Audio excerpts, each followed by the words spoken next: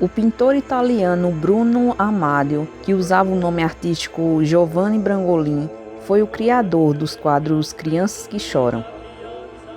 Olá, pessoas do YouTube, sejam todos muito bem-vindos a esse canal. No vídeo de hoje eu vou contar a história desse artista que criou alguns quadros que, ao decorrer do tempo, foram criadas lendas urbanas. E no final desse vídeo eu vou esperar que vocês deixem aí nos comentários se vocês conhecem alguma história sobre esses quadros. Conto com vocês para isso. Bom, eu sou a Viviane e vou contar essa história para vocês. A lenda urbana dos quadros das Crianças que Choram é uma história que circula há anos e provoca arrepios em quem a ouve. A narrativa é envolta em mistérios e tragédias e faz parte do folclore, que se espalha principalmente através de relatos pessoais e histórias contadas de boca a boca. A história. A lenda começa em uma cidade pequena, onde um artista talentoso decidiu criar uma série de quadros que retratavam crianças. Ele era famoso por sua habilidade em capturar a inocência e a pureza da infância. No entanto, ele era também um homem recluso, que raramente se misturava com a comunidade. Seu estúdio ficava em um lugar isolado, cercado por árvores, em um silêncio que parecia envolver tudo ao seu redor. Com o tempo, o homem começou a se sentir obcecado pela ideia de capturar a essência da dor e da tristeza das crianças. Ele acreditava que, ao pintar a tristeza, poderia criar algo mais profundo e significativo. Assim, ele começou a procurar crianças que enfrentavam dificuldades em suas vidas, aquelas que tinham passado por experiências traumáticas, perdas ou solidão. Ele acreditava que, ao retratar a tristeza delas, conseguiria transmitir uma mensagem poderosa sobre a condição humana. Giovanni organizou sessões de pintura em sua casa, onde as crianças eram convidadas a expressar suas emoções. Ele as incentivava a falar sobre suas tristezas, e quando elas falavam, ele as pintava. No entanto, algo bizarro começou a acontecer. As crianças que pousavam para ele frequentemente saíam do estúdio parecendo mais tristes do que quando entraram. Os pais notaram que, após as sessões, seus filhos estavam mais calados e introspectivos, mas não conseguiam entender o porquê. Com o passar do tempo, o homem completou uma série de quadros, cada um mais sombrio que o outro. As pinturas retratavam crianças chorando, com expressões de desespero e solidão. Uma vez expostas em uma galeria local, as obras atraíram a atenção do público, mas não da maneira que ele esperava. As pessoas ficaram incomodadas com a intensidade da dor que emanava as pinturas. Muitos afirmaram que, ao olhar para os quadros, sentiam uma profunda tristeza, como se as emoções das crianças se transferissem para eles. Certa noite, após a inauguração da exposição, o homem foi encontrado morto em seu estúdio. A causa da morte nunca foi esclarecida. Alguns diziam que foi um ataque cardíaco. Outros acreditavam que ele havia sido possuído por uma força maligna. O que ficou mais intrigante foi que todos os quadros, que antes eram vistos como meras representações da tristeza, agora pareciam ter vida própria. Após a morte do homem, os quadros foram deixados em seu estúdio, que logo se tornou um local assombrado. As pessoas começaram a relatar eventos estranhos. Aqueles que entravam no estúdio diziam ouvir sussurros de crianças chorando, e muitos afirmavam também que as pinturas pareciam mudar. Em algumas ocasiões, as expressões das crianças nos quadros pareciam se intensificar, e lágrimas reais escorriam das telas. Com o passar do tempo, a lenda começou a se espalhar.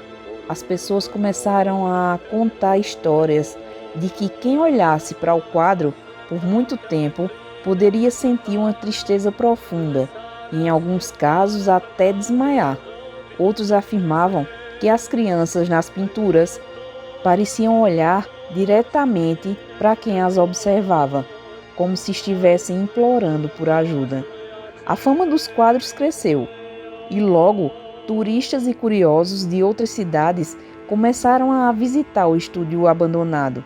Os rumores sobre os quadros e a morte do desenhista atraíram a atenção de um grupo de jornalistas e investigadores paranormais. Eles decidiram passar uma noite no estúdio, ansiosos para descobrir o que realmente estava acontecendo. Quando entraram, uma sensação de frio percorreu o ambiente e as sombras pareciam se mover nas paredes. Os jornalistas montaram suas câmeras e equipamentos de gravação prontos para capturar qualquer evidência do sobrenatural. Conforme a noite avançava, os investigadores começaram a ouvir sussurros que pareciam vir das pinturas. Um dos membros do grupo, uma mulher chamada Ana, sentiu uma forte atração por um dos quadros em particular. Era uma pintura de uma menina com cabelos longos e desgrenhados, com lágrimas que pareciam escorrer da tela.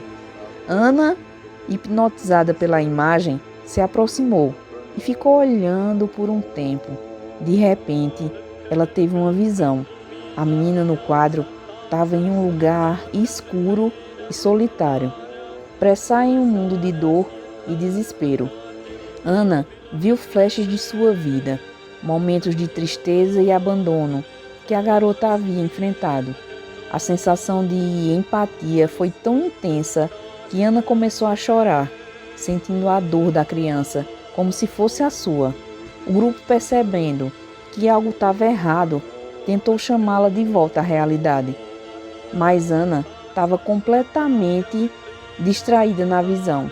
Os outros membros do grupo começaram a sentir uma presença pesada no ar, como se uma força invisível estivesse os observando. Um dos investigadores, Carlos, decidiu que era hora de agir. Ele se aproximou de Ana e, com um tom firme, disse: Ana, volte para nós. Não se deixe levar por isso.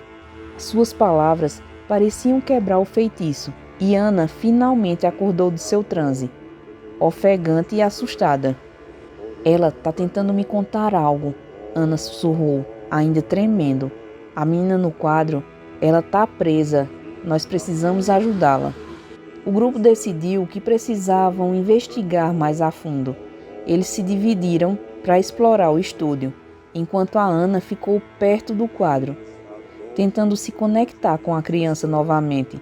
Enquanto isso, Carlos e os outros começaram a examinar os outros quadros, na esperança de encontrar pistas o que havia acontecido com o homem e as crianças que posaram para ele. Durante a investigação, eles descobriram um diário escondido entre as prateleiras empoeiradas do estúdio. O diário pertencia ao homem e estava repleto de anotações sobre suas sessões de pintura, suas interações com as crianças e suas crescentes preocupações sobre as energias que ele sentia no estúdio. Em uma dessas, Fernando descreveu uma experiência perturbadora em que uma das crianças, uma menina chamada Sofia, havia ficado tão angustiada durante a sessão que desmaiou. Ele anotou que, após esse dia, começou a ter pesadelos e visões de uma entidade que parecia estar sempre à espreita. Enquanto o homem lia em voz alta, uma onda de frio percorreu o ambiente e as luzes começaram a piscar. Todos sentiram um arrepio na espinha.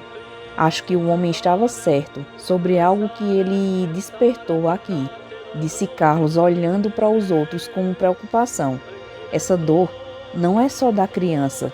Parece que algo mais maligno está ligado a isso. Ana Ainda próxima do quadro, sentiu a presença aumentar. As lágrimas da menina na pintura começaram a escorrer com mais intensidade. E Ana teve uma nova visão. Dessa vez, ela viu o homem em sua última noite, consumido pela culpa e pela tristeza. Ele estava cercado por sombras que sussurravam, e a menina do quadro, Sofia, estava presente e sua face distorcida em agonia. O que devemos fazer? Ana perguntou angustiada. Como podemos ajudá-las? Carlos sugeriu que talvez um ritual de purificação pudesse ajudar a libertar almas aprisionadas. Eles decidiram reunir todos os objetos pessoais que pertenciam às crianças que posaram para o homem e prepararam uma pequena cerimônia. Enquanto se preparavam, o ambiente ficou cada vez mais pesado, como se o estúdio estivesse vivenciando uma tempestade intensa. Quando começaram o ritual, as luzes começaram a piscar mais intensamente e um vento forte soprou através do estúdio, fazendo os quadros balançarem nas paredes. Os sussurros se transformaram em gritos e a atmosfera se tornou opressiva. Todos sentiram como se algo estivesse lutando contra eles, tentando impedir que realizassem o que haviam planejado. No auge do ritual, Ana se concentrou na imagem de Sofia e começou a falar: nós não estamos aqui para causar dor, mas para ajudar. Você não está sozinha. A intensidade das palavras parecia ecoar no estúdio. E de repente, uma luz intensa saiu do quadro, ofuscando todos os presentes. Os gritos cessaram e a atmosfera pesada começou a se dissipar. Ana sentiu uma conexão forte com a menina e, em um último esforço, pediu: Sofia, nós te libertamos, você pode ir para a luz. De repente, a luz das velas começou a brilhar intensamente e uma brisa suave passou pelo estúdio, como se uma presença amorosa estivesse se despedindo. A imagem de Sofia no quadro começou a mudar. Sua expressão de dor se transformou em um leve sorriso. As lágrimas que escorriam do quadro foram desaparecendo e a pintura se tornou mais clara, como se a tristeza tivesse sido removida. Com isso, um silêncio profundo tomou conta do estúdio. O grupo estava em choque, mas também sentia uma onda de alívio. Eles haviam conseguido, finalmente, libertar a menina da dor. Bom, pessoal, eu realmente nunca tinha visto essa história. Vocês já conheciam? Porque a que eu já ouvi falar é bem diferente dessa. Mas me digam aí, o que vocês acharam e se já conheciam? O nosso vídeo agora vai ficando por aqui.